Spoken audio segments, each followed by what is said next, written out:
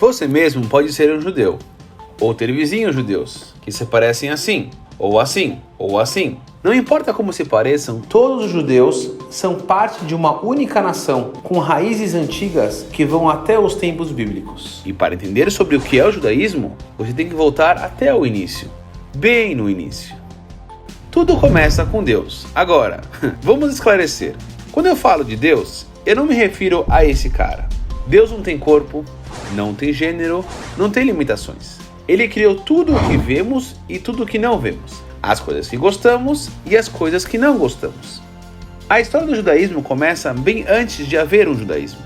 Na época em que as pessoas idolatravam a natureza ou ídolos feitos de pedra e metal, todos pensavam que isso era normal. Mas havia uma pequena criança chamada Abraham, e ele percebeu que esses ídolos eram falsos e impotentes.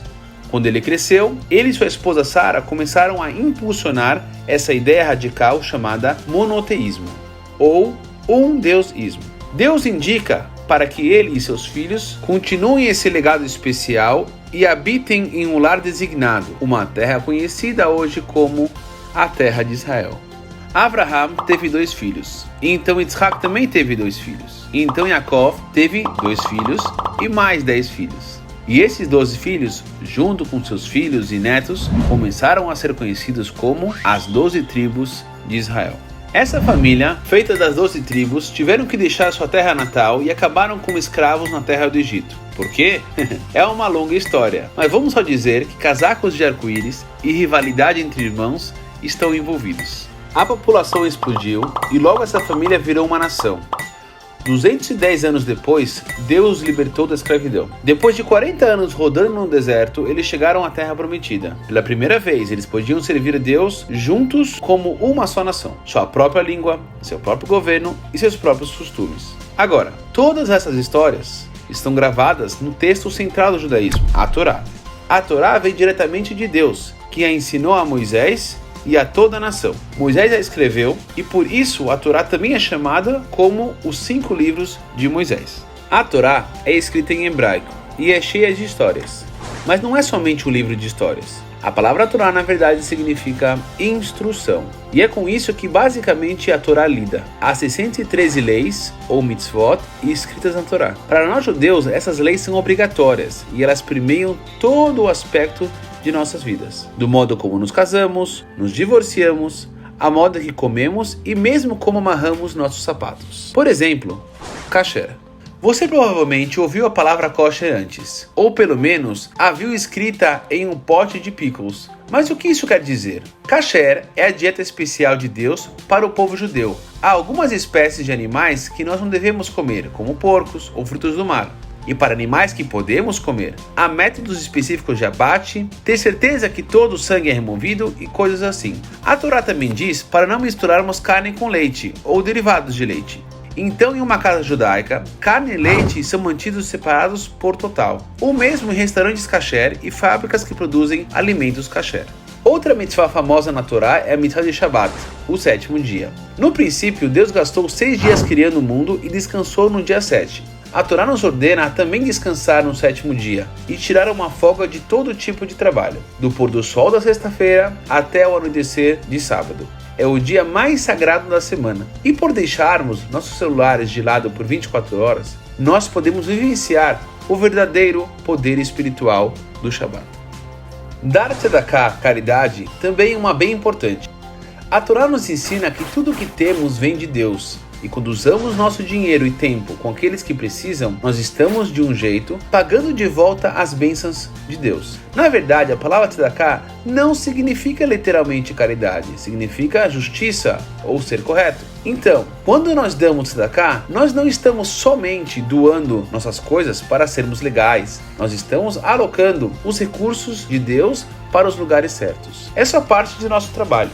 Estar doentes, honrar nossos pais, não vestir certos tipos de tecidos, a lista continua.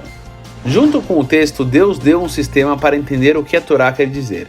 Esse sistema se chama a Torá oral. Por não ter sido originalmente escrita em um rolo, mas transmitida oralmente de geração em geração, a Torá oral foi discutida e debatida por séculos pelos mais brilhantes experts ou rabinos, e acabou também sendo escrita e compilada em uma grande obra chamada o Talmud. Uma das primeiras coisas que você vai perceber sobre o Talmud é que, diferente da Torá escrita, o Talmud é cheio de perguntas. Que horas começa o Shabat? Por que celebramos Hanukkah? Quando ocorreu o livro de Jó? Quantas filhas Jacob tinha? Perguntas nem sempre têm respostas diretas.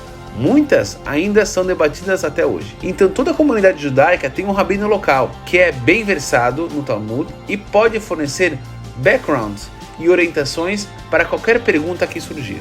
Nós passamos muito tempo estudando as leis da Torá e tentando entender seus detalhes, porque queremos ter certeza que estamos vivendo exatamente de acordo com o que Deus quer de nós. Mas também tem uma razão mais profunda. Os mandamentos não são somente lindos rituais. Cada mitzvah é uma conexão profunda com Deus, dotando nossas vidas com um profundo sentido, alegria e propósito. Os judeus rezam 3 vezes por dia, noite, manhã e tarde. A ideia é conectar e nutrir nosso relacionamento com Deus. O mundo é escuro e problemático, então Deus nos desafiou, as pessoas, a ajudá-lo a aperfeiçoá-lo. Quando fazemos uma mitzvah, rezamos ou estudamos Torá, nós revelamos um pouco mais da energia divina iluminando o nosso redor. Enquanto trazemos mais e mais luz para esse mundo, nós ficamos mais e mais próximos da época de Mashiach, uma era de paz, prosperidade e consciência divina. Mashiach. Já ouviu alguma vez a palavra Messias? É daí que ela vem. Um judeu é alguém que veio de uma mãe judia, ou alguém que se converteu ao judaísmo de acordo com a lei judaica. Mas quando você olha ao redor, pode perceber que alguns judeus podem parecer mais comprometidos a observar as leis da Torá que outros, pelo menos superficialmente. Mas é importante manter ciência de que, não importa quanto religiosa ou observante uma pessoa possa ser, ela é e sempre será judia. Alguns judeus podem até afirmar que acreditam em outras religiões ou em nenhuma religião. Aos olhos de Deus, eles sempre serão uma parte da nação judaica. E quantas pessoas que não são judias? O judaísmo não é para elas? Bem, elas não precisam manter kasher, ou observar o Shabat, ou manter a maioria dos 613 mandamentos. Mas, interessantemente, há 7 mandamentos que Deus designou a toda a humanidade. Diferente da maioria das religiões, o judaísmo não é proselitista. Se você encontrar um rabino na rua, ele provavelmente não tentará te converter ou te convencer que o judaísmo é o único jeito de ir para o paraíso. Porque para nós, não é sobre o que acontece na vida após a morte, mas o que fazemos aqui, no planeta Terra. Deus criou esse lugar porque Ele queria que cada um de nós faça parte de sua história. Judaísmo não é somente uma religião, porque se você não é religioso, ainda assim é judeu. Também não é uma raça ou herança, porque judeus vêm de todas as raças. Então o que é? É a ideia revolucionária que, se prestarmos atenção, podemos usar o mundo ao nosso redor para nos conectarmos com Deus. E nós podemos, como um time, transformar esse universo imperfeito em um lugar em que a santidade de Deus possa ser sentida e experienciada. Uma mitzvah por vez.